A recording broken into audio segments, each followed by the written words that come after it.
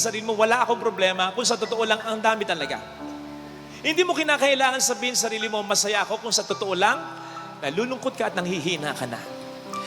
Pero, kung si Kristo talaga ay nasa buhay mo, at ang buhay mo ay nasa mga kamay ni Kristo, kapatid, sa kabila ng lahat ng ito, pwede mo pa rin ma-feel, you'll emerge victorious at panalo sa kabila ng lahat ng ito. Maayos din ito, malalampasan ko rin ito. Iba ang pag-asa ng tao na nasa mga kamay ni Kristo.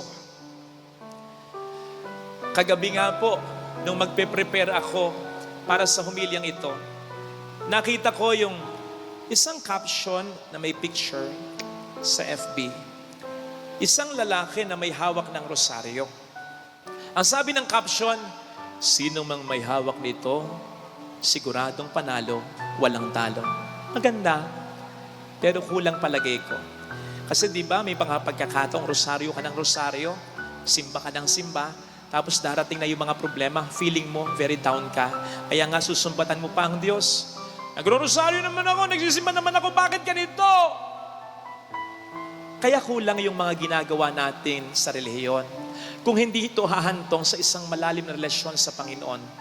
Tama na maghawak ng rosaryo, pero dapat mag-lead ito sa paghawak sa buhay natin ng ating Panginoong Jesucristo. Doon mas mararamdaman mo, sa kabila ng mga problema, malaki ang pag-asa.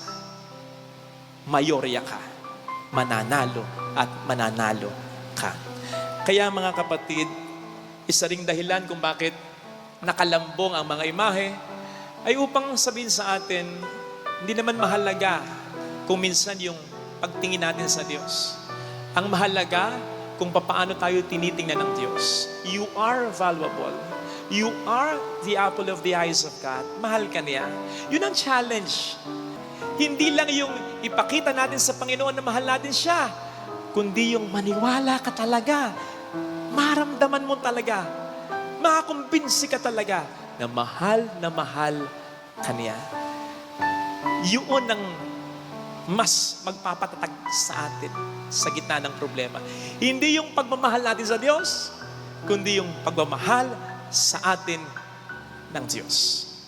Kahit na may problema ka ngayon, at kahit na walang kasiguraduhan, bukas makalawa, solve na ba yung problema? Magkakasundo na ba ang pamilya? Magbabago na ba ang anak o ang irresponsableng asawa? Magkakaanak na nga ba? Matutupad na nga ba ang hinihiling mo sa kanya? Walang kasiguraduhan yon. Kapatid, kahit na may problema ka, ilalagay mo yon. Hindi ka tulad ng iba na nagsasabing, saka lang ako magsisimba kapag wala na akong problema. Hindi ka rin nakikinig sa iba na nagsasabing, ba't ka nagsisimba? May nangyayari ba sa buhay mo? Hindi ka naman kasi ganun ang tunay na pananampalataya.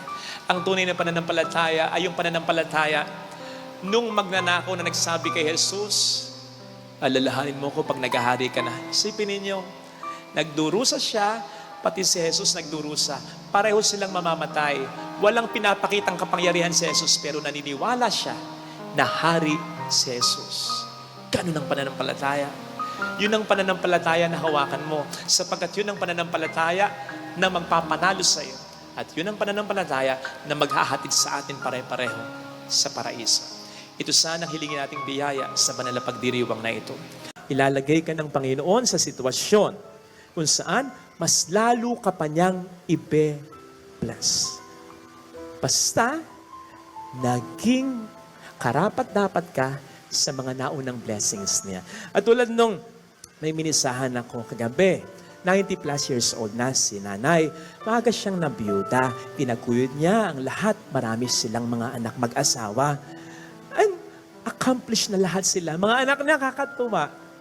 Sabi ko dun sa misa ko, pasalamatan niyo ang Diyos dahil blessed kayo. Pero pasalamatan niyo rin ang nanay niyo sapagkat dahil sa kanya, yung mga blessings ng Diyos na doble, na triple, dumami ng dumami dahil naging tapat na katiwala ang nanay ninyo para sa pamilya ninyo. Ipinagkatiwala kayo ng Diyos sa Kanya, naging mabuti siyang asawa at ina. Kaya dumami yung biyaya ninyo. Hindi nyo maaabot yung naabot nyo ngayon, kundi dahil sa nanay ninyo. Yes! Blessing yan ng Panginoon. Pero kung wala ang nanay ninyo, hindi mo mas ma-enjoy yan ngayon. Kaya kapatid, blessed man ang pamilya mo ngayon, ano man ang problema, yan ay dahil sa Panginoon. Pero yan din ay dahil sa iyong partisipasyon.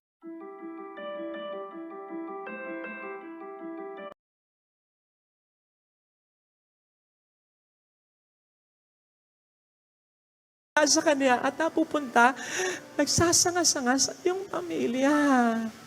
Paano na lamang sila kung bibigay ka? Ha? So, isipin po natin yon, ha? Na yung mga blessings na nare-receive natin, ito ay jumping board pa for more blessings. Provided, maging katiwa-tiwala tayo, mas maging mabuti tayo, mas isipin natin ng ating kapwa-tao, ang ating pamilya, mas maging matyaga, mas maging mas maging mapagmahal tayo. Mas lalo pa yung mga blessings na yan, maniwala ka. Tama! Ang blessings naman ay walang kondisyon. Pwede naman tayong bigyan ng blessing ng Panginoon nang walang man's participation. Pero doon mas nagmumultiply yung blessing na yun.